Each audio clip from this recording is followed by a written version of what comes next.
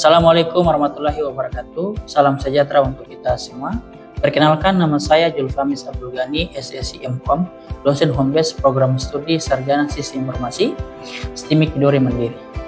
Sekaligus dosen pengampu mata kuliah Analisis dan Perancangan Sistem Informasi.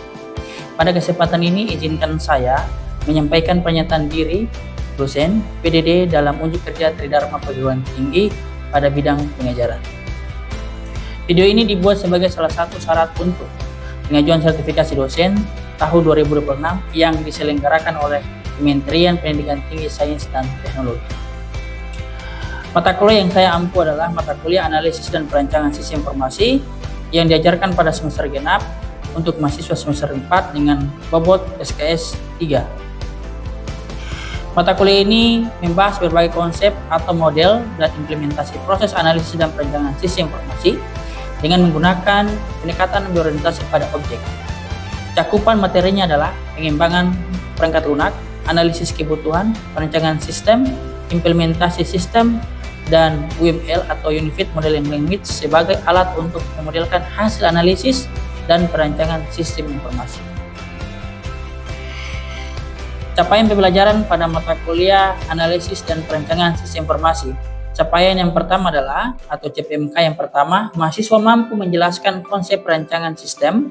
CPMK yang kedua, mahasiswa mampu mengidentifikasi masalah dan kebutuhan pada sebuah organisasi. CPMK yang ketiga, mahasiswa mampu menganalisis kebutuhan sistem sebuah organisasi. CPMK yang keempat, mahasiswa mampu melakukan proses analisis dan rancangan sistem sesuai dengan kebutuhan sebuah organisasi. CPMK yang kelima, mahasiswa mampu melakukan dokumentasi hasil analisis dan perancangan sistem dengan menggunakan pemodelan UML. Metode pembelajaran yang digunakan dalam mata kuliah ini adalah Project Based Learning dengan pendekatan Delivery, Instruction, dan Assessment. Metode Project Based Learning atau PBL merupakan pembelajaran yang berpusat pada mahasiswa di mana mereka belajar melalui pengalaman langsung dan menyelesaikan masalah atau tugas kompleks. Kemudian delivery adalah penyampaian materi atau mata kuliah. Penyampaian materi mata kuliah yang diajarkan selama 1 semester yang mencangkup penggunaan media pembelajaran seperti tools dari UML, Star UML ataupun ASTA. Kemudian metode pengajaran yaitu ceramah, studi kasus, atau pembelajaran daring.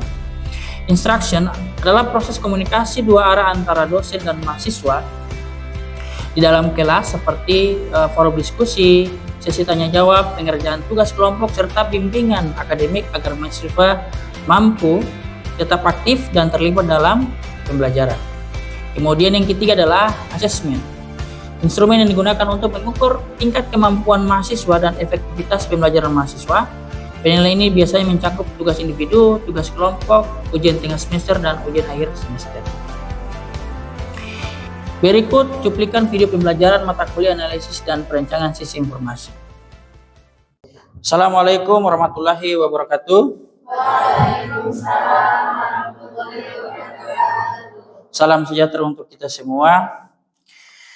Baik, hari ini kita masuk di pertemuan pertama dalam perkuliahan mata kuliah Analisis dan Perancangan Sistem Informasi. Jadi sebelum kita masuk ke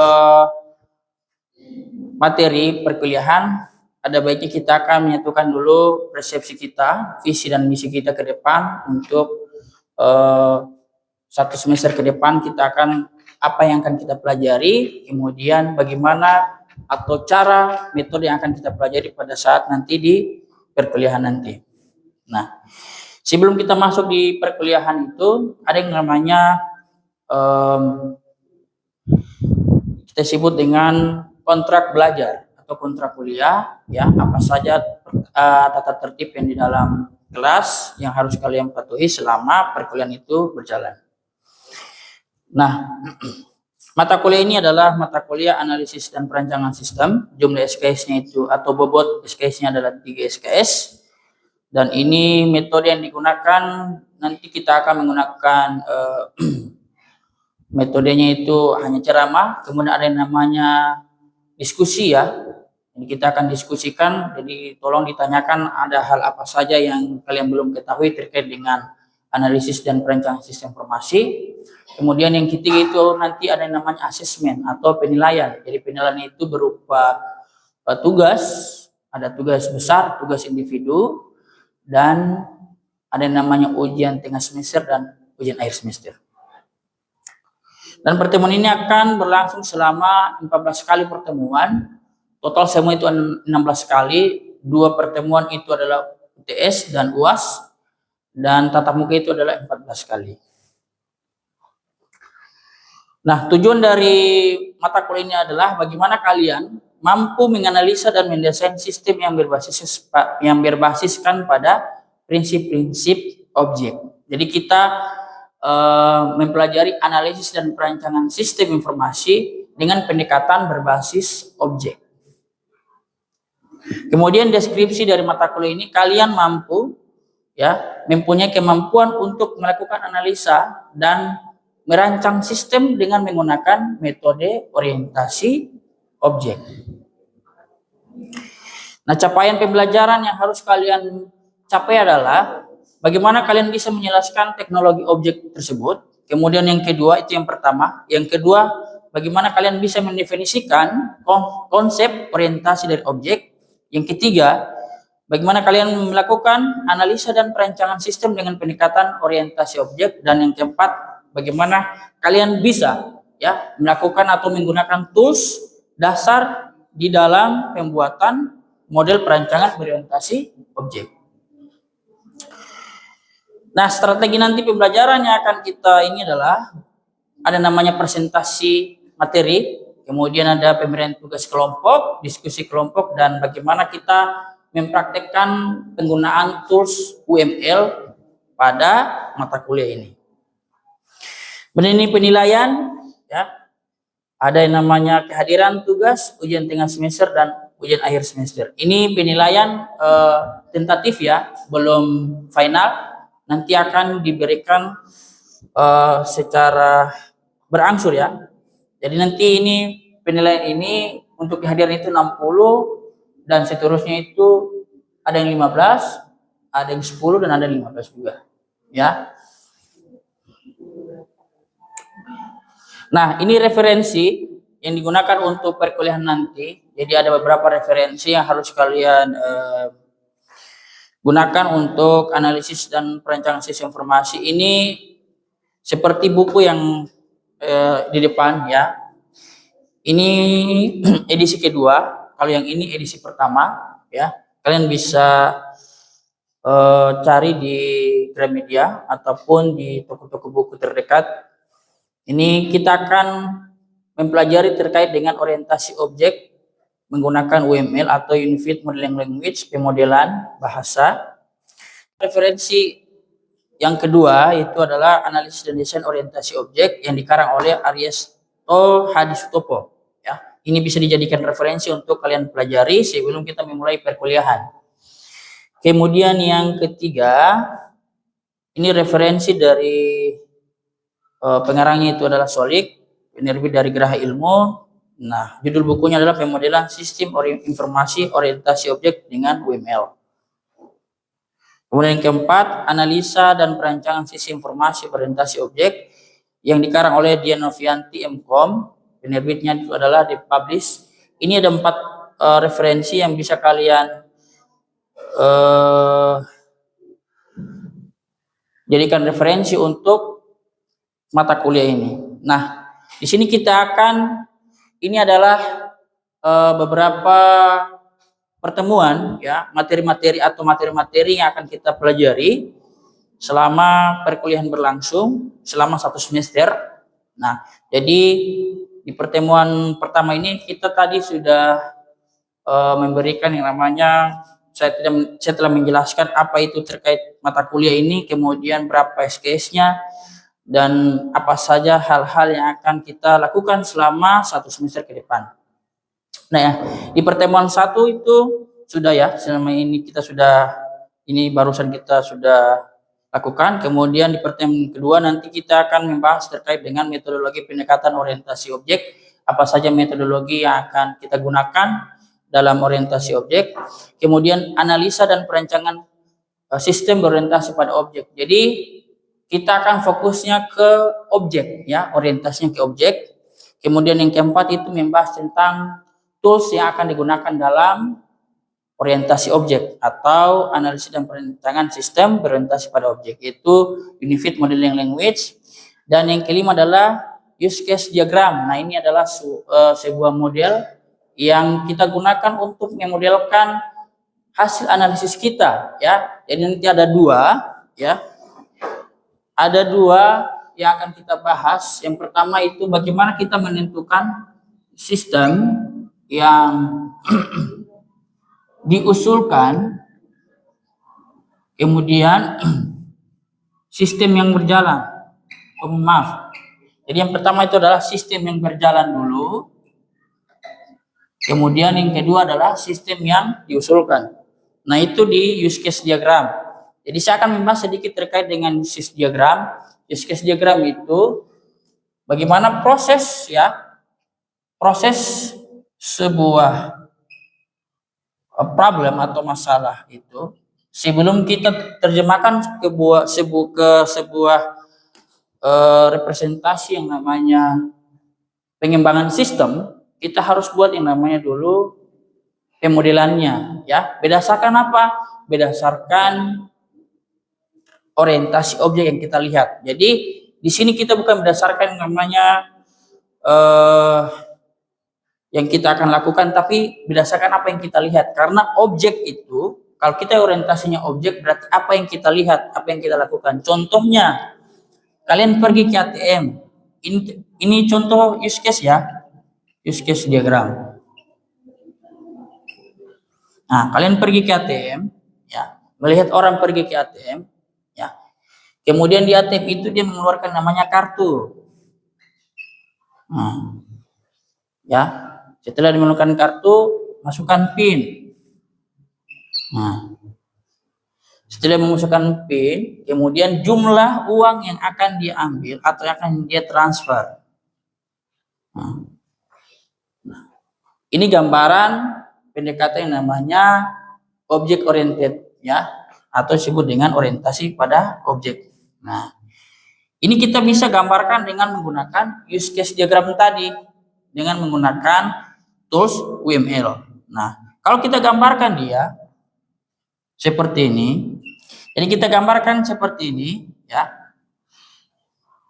Ini use case diagram. Mungkin di semester 3, ya, kalian sudah pernah mendapatkan materi ini atau mata kuliah pemrograman berbasis objek di semester 3, sudah pernah?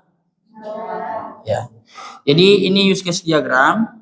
Nah, di sini adalah aktor. Aktor ini kita bisa sebut di sini mungkin namanya Sadam, ya. Sadam pergi ke ATM, ya. Jadi di ATM dia masukkan namanya kartu, ya. Kemudian setelah memasukkan kartu, dia memasukkan namanya PIN. Kemudian yang ketiga maksudnya jumlah uang, ya. Nah, ini disebut dengan use case diagram sistem yang berjalan atau sistem yang ada pada saat itu, di kondisi saat itu. Nah, ini contoh yang pertama. Contoh yang kedua kita bisa ambil, misalnya kita mau belanja skincare, ya, di toko di bawah itu apa namanya, Naval Shop, ya. Itu kita, kalau kita ambil secara kondisi, kita harus datang ke tokonya, ya. Contohnya seperti ini, kita datang ke toko. Nah, setelah datang ke toko, kita pasti beli, kan? Karena mungkin orang baku harga dan dia punya orang yang ada di toko itu, beli dia punya produk itu. Setelah beli, tidak mungkin tong pergi, pasti bayar. Jadi pasti akan namanya ada yang namanya bayar di sini. Nah, ini adalah kondisi di saat kita datang atau membeli skincare di toko Naval Shop. Nah, ini merupakan use case diagram sistem yang berjalan. Nah, kemudian bagaimana kita mau merancang sebuah sistem itu dengan landasan use case sistem yang berjalan. Nah, sekarang kita sudah punya nih gambarannya. Gambarannya sistem yang berjalan. Kita akan membuat sistem yang diusulkan. Nah, contohnya seperti ini ya. Jadi ada namanya login. Kemudian daftar. Dan yang terakhir di sini yang ketiga adalah yang ketiga itu kita beli skincare, beli produk, ya. Kemudian bayar dan logout. Nah, bedanya antara sistem yang berjalan dan sistem yang diusulkan, kalau sistem yang berjalan kita harus datang ke toko, kalau sistem yang diusulkan kita cukup di rumah saja, akses sistemnya secara online, belinya secara online, bayarnya pun secara online. Jadi bisa diakses kapan saja dan di mana saja. Itu bagaimana kita membuat yang namanya sistem itu berdasarkan sistem yang berjalan. Ya, itu adalah proses. Ya, proses bagaimana kita mengembangkan sebuah sistem dengan pendekatan orientasi objek. Jadi sekali lagi saya akan jelaskan atau orientasi objek itu berarti yang kita lihat, ya, yang kita lihat secara nyata, ya, seperti ada yang di depan kita ini, ya, ada meja, kemudian ada laptop, ya. Manusia termasuk objek tidak? Ya, jadi manusia itu termasuk objek. Hal-hal yang kita bisa lihat, yang kita bisa tangkap, ya. Entah itu kita bisa sentuh ataupun kita bisa raba, ya, itu disebut dengan objek. Kalau yang tidak disebut dengan objek itu bisa saja disebut dengan abstrak, tidak terlihat. Nah, ya, itu sedikit penjelasan singkat terkait dengan use case diagram. Kemudian activity diagram. Activity diagram itu aktivitas atau proses bisnis di dalam sebuah sistem. Ya, dalam sebuah sistem. Jadi sistem itu ada namanya proses, ya, ada namanya input, proses dan output. Nah, kita tidak tahu apa yang dia input, ya, apa yang dia proses, dan apa yang dia keluarkan atau output. Kalau tadi kita membahas terkait use case diagram itu secara umum, nah kalau kita masuk ke activity diagram, itu pembahasannya lebih detail. Jadi apa yang dilakukan oleh sistem? Nah, apa yang dilakukan oleh sistem selama sistem itu dia berjalan? Nah, sistem itu akan membutuhkan yang namanya proses inputan. Ada namanya input data. Ya, ada yang namanya input data. Nah, di activity diagram itu ada, mungkin sebelum saya jelaskan lebih jauh lagi, di mata kuliah mungkin di semester 2 atau semester berapa ya, kalian dapat mata kuliah konsep sistem informasi. Semester 2. Ya, di semester 2 itu ada namanya konsep sistem informasi. Jadi, konsep sistem informasi itu atau sistem informasi itu tidak akan lepas dengan namanya input, proses, dan output. Ya, jadi bisa disingkat dengan IPO. Ya, nah IPO itu bukan orang bernama. Jadi, input, proses, dan output. Di sini kita akan mendapatkan datanya, inputan. Sistem tidak akan tidak dapat mengolah data kalau tidak ada yang namanya inputan. Ya, sistem juga tidak akan mengeluarkan data kalau tidak ada yang namanya inputan. Gitu. Ya. Jadi harus ada namanya inputan dulu. Gitu. Ya, contoh kalau kita menangis, air mata keluar, pasti ada inputan yang masuk. Entah saya ditinggal pacar, ya saya tidak tahu. Atau ditinggal seseorang yang begitu spesial di hidupnya, saya juga tidak tahu. Nah, itu yang namanya inputan ya. Kita bisa tertawa, bisa merasakan senang, juga ada namanya inputan.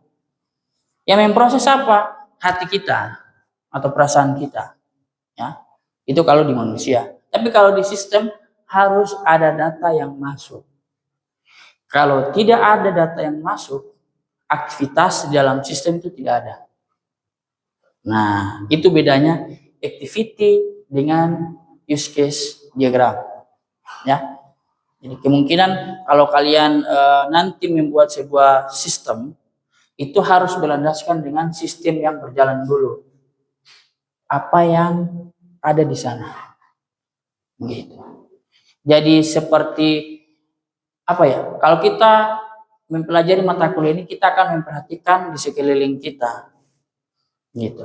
Ya, salah satu contoh kenapa harus ada batu. Dari mana asalnya, bagaimana cara buatnya, apa dasarnya, dan seterusnya. Gitu. Ya.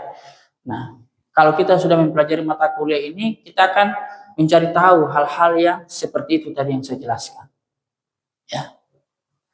Kemudian di pertemuan 7 dan 8, karena di pertemuan 8 itu ada yang namanya UTS, jadi kita nanti akan lanjutkan dengan yang namanya ujian tengah semester, tapi nanti tentatif ya. Ini belum di ini ya. Nanti apakah kita akan ujian atau UTS-nya kita ganti dengan diskusi kelompok. Tapi di pertemuan 7 di sini, mohon maaf ini bukan tugas kelompok, tapi materi terkait dengan sequence diagram. Ya, kalau sequence diagram itu proses yang secara berurutan. Ya, sequence diagram itu proses yang secara berurutan, proses bisnis secara berurutan. Ya, jadi mulai dari awal membangun sistem, tapi sistem yang sudah jadi. Ya, sistem yang sudah jadi, sistem di mana dari awal login sampai dengan dia daftar, terus membeli produk, membayar, memilih produk, membayar, kemudian mencetak struk pembayaran. Itu adalah sequence diagram. Nah, selanjutnya di pertemuan 8 kita akan masuk dengan state mention diagram. Ini seharusnya ini ya, terbalik ya. Di sini seharusnya tugas ya, cuman yang tidak masalah. Kemudian di pertemuan 10 ada yang namanya kelas dan objek diagram, komposit, kemudian kolaborasi, ada deployment, dan yang terakhir di pertemuan 14 dan 15 itu tugas kelompok dan diskusi, dan yang di pertemuan 15 itu tugas kelompok atau disebut dengan tugas besar ya. Jadi nanti ada tugas. Jadi saya tidak akan ada namanya ujian akhir semester, kita akan berdiskusi ya terkait dengan tugas besar nanti. Nanti masing-masing saya akan bagi kelompok, kemudian setiap kelompok akan mempresentasikan hasil kelompoknya atau hasil diskusinya dengan kelompok-kelompoknya atau dengan anggota-anggotanya ya, bisa didiskusikan terkait dengan hal-hal yang ada di mata kuliah ini. Mungkin ada pertanyaan dari kalian, silakan yang ingin ditanyakan apa? Iya, silakan. Baik. Waalaikumsalam warahmatullahi wabarakatuh. Terima kasih atas kesempatan yang diberikan. Pertanyaan saya, apa yang dimaksud dengan sistem boundary pada use case diagram, dan kemudian mengapa pada use case diagram tidak ditampilkan pada database? Terima kasih. Baik. Jadi di dalam use case diagram itu ada namanya boundary. Kenapa tidak ditampilkan? Jadi ada banyak macam model ya di use case diagram itu. Nah, harus kita lihat dulu sesuai yang ada di lapangan atau tidak. Karena kalau kita gunakan yang namanya tadi boundary itu yang di dalam sistem. Kenapa tidak ada database? Nah, tadi yang saya sudah jelaskan di awal bahwa use case diagram ini dirancang secara umum. Ya, beda dengan activity.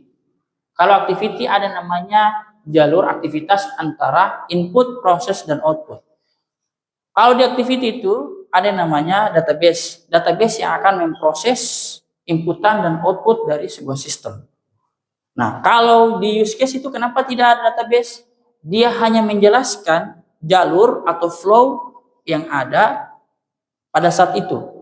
Ya. Jadi sebagai contoh yang saya sudah jelaskan di awal bahwa ada yang namanya sistem yang diusulkan dan ada yang namanya sistem berjalan. Sistem diusulkan itu nanti berdasarkan sistem yang berjalan. Kalau sistem yang berjalan kita tidak sesuai, maka tidak ada yang namanya sistem yang diusulkan. Ya. Kemudian tadi pertanyaannya terkait dengan bundiri. Itu bundiri berdasarkan apa yang kita lihat. Misalnya di UCS diagram itu ada beberapa macam simbol ya. Nah, namun sering digunakan itu hanya simbol aktor dan use case ini.